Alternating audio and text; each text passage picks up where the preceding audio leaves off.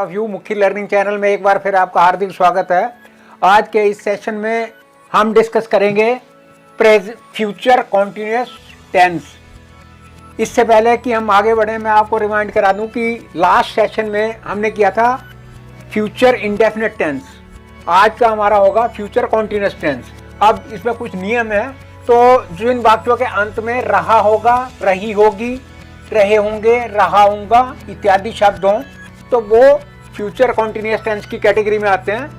इस टेंस के इसको फ्यूचर इम्परफेक्ट टेंस भी कहते हैं, क्योंकि इसमें काम समाप्त नहीं होता है, अकाउंटिंग काम प्रिंसिपल समाप्त नहीं होता है। इस टेंस के सेंटेंस में पीरियड ऑफ टाइम, समय की अवधि नहीं दी जाती है, किंतु काम चालू रहने का समय पीरियड ऑफ टाइम दिया जा सकता है।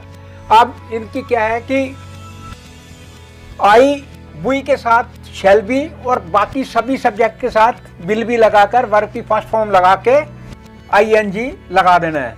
अब फॉर एग्जांपल अब कुछ अफर्मेटिव सेंटेंसेस हम बना के इस चीज को वन बाय वन करके डिफाइन करते हैं। Affirmative sentences,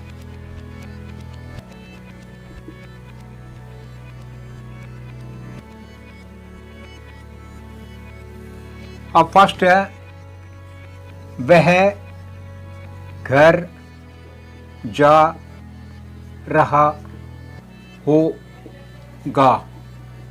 he will be going home. Next है शीला स्कूल में इस समय खेल रही होगी। तो Sheila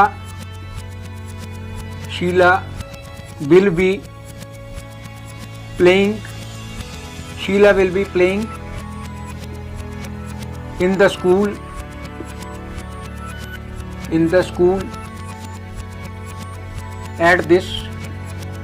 at this time।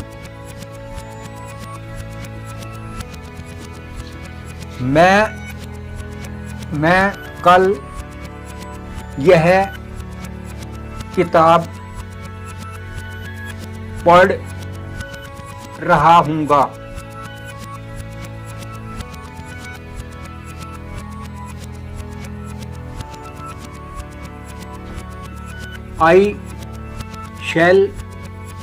I shall be reading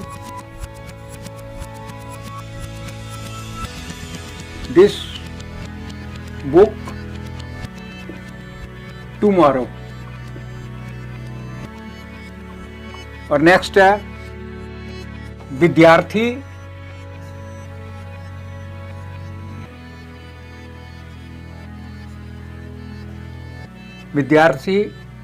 पत्र लिख रहे होंगे। The students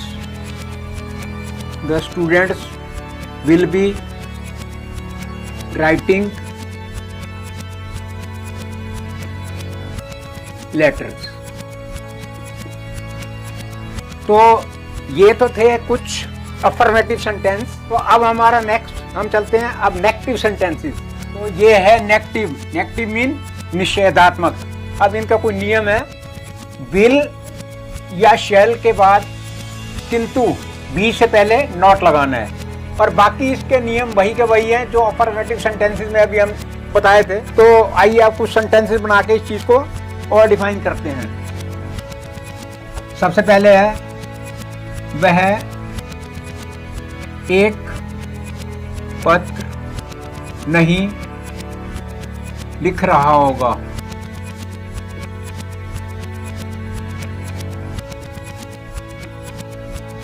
He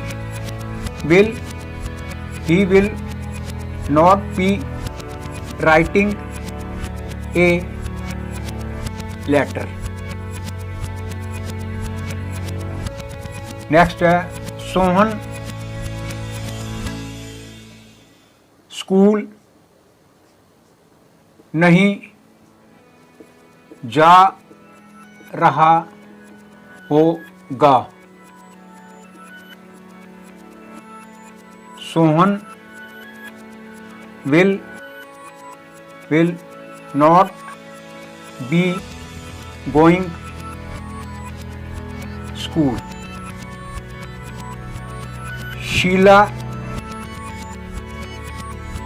शीला कल स्कूल में नहीं खेल रही होगी। शीला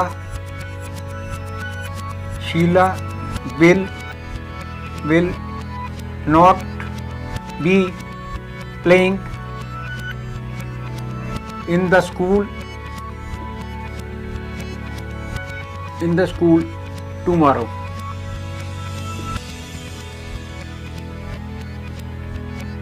और नेक्स्ट है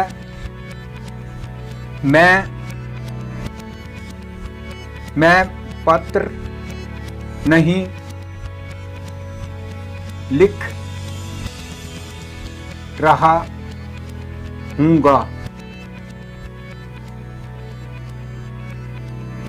I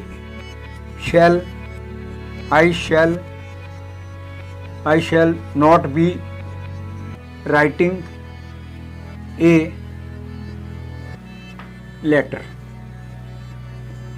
तो ये थे हमारे कुछ नेगेटिव सेंटेंसेस। अब लास्टली हम देखते हैं इंटेरोगेटिव सेंटेंसेस के नियम और उसके बाद कुछ सेंटेंसेस बना के उसको डिफाइन करते हैं। तो नेक्स्ट है हमारा इंटेरोगेटिव। अब इसके कुछ नियम है, रूल्स हैं।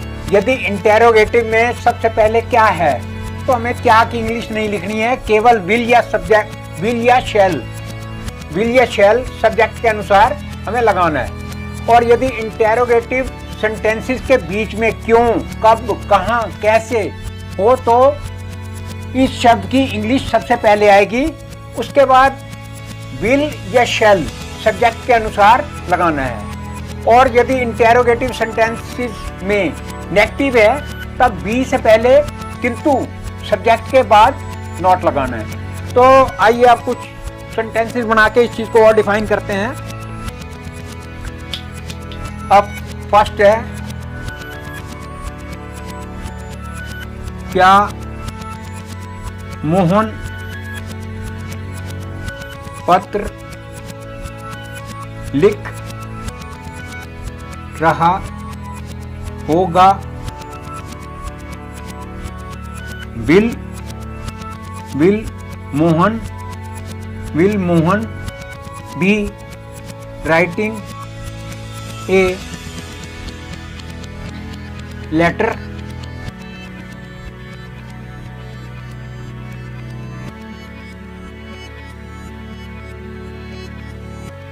और नेक्स्ट है हमारा, कल वर्षा कहाँ हो रही होगी। तो where will it be raining tomorrow.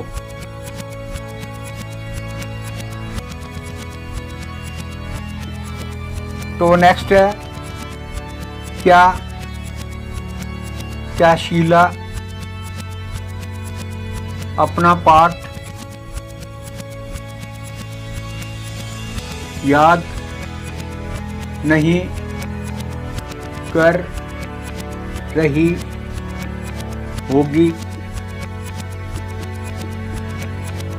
तो विल शीला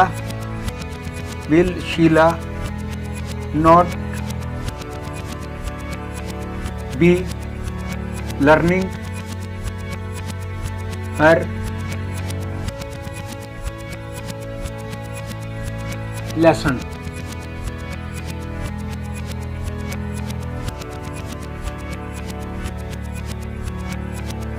अब है यहाँ कौन आ रहा होगा, who will be coming, who will be coming here। तो ये थे इंटेरोगेटिव फ्यूचर कॉन्टिन्यूअस टेंस के। आज हमने अफर्मेटिव, नेगेटिव और इंटेरोगेटिव पहले नियम लिखे, उसके बाद सेंटेंस बना के डिफाइन किया। तो ये फंडा क्लियर हो गया होगा। और मैं व्यूवर से रिक्वेस्ट करूंगा, आप अपनी कॉन्टिन्यूटी हमारे साथ बनाए रखिए। और हमारी बाय द वे जिन व्यूअर्स ने पिछली वीडियो ना देखी हो, स्टार्टिंग से ही वो देख लें। और मैं रिक्वेस्ट करूंगा कि प्लीज़ आप सब्सक्राइब करो, मैक्सिमम शेयर करो। Lot of thanks for view.